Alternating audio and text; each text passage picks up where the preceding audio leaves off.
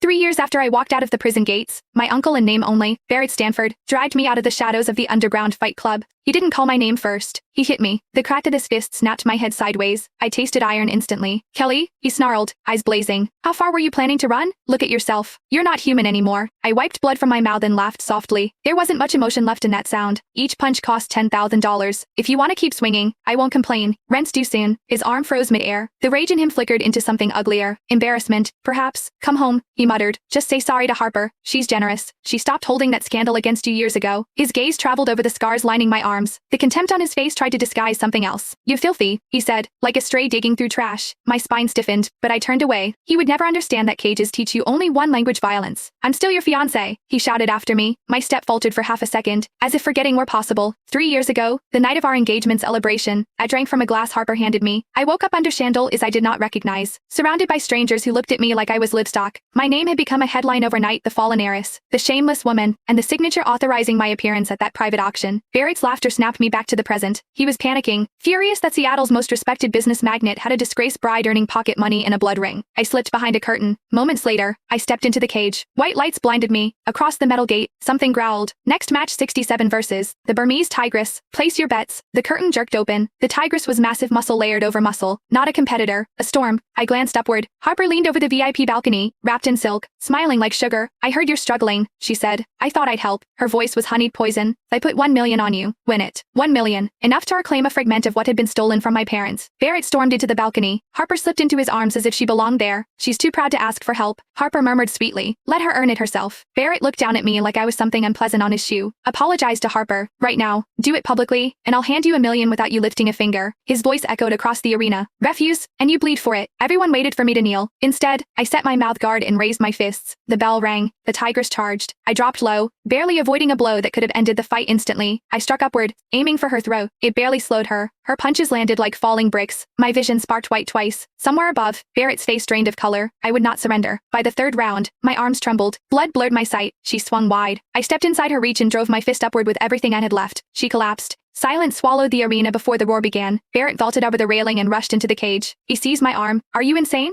He shouted. Do you want to die? Blood dripped from my chin onto the canvas. I won, I rasped. Tell her to pay. His hand clamped around my throat. His voice turned cold. If money mattered this much to you, maybe I should have sold you for more. That night, the world tilted. Darkness crept in, and with it, memory. That night, whispers behind velvet curtains. Ruining her reputation clears the way for Miss Harper. She deserves it for slandering her. Harper had orchestrated everything, leaked her own photos, played the victim, made sure I carried the blame. Barrett never questioned it. Drugged and dizzy, I had seen Harper clinging to him, while men appraised me under bright lights. The heiress herself. Bidding starts now.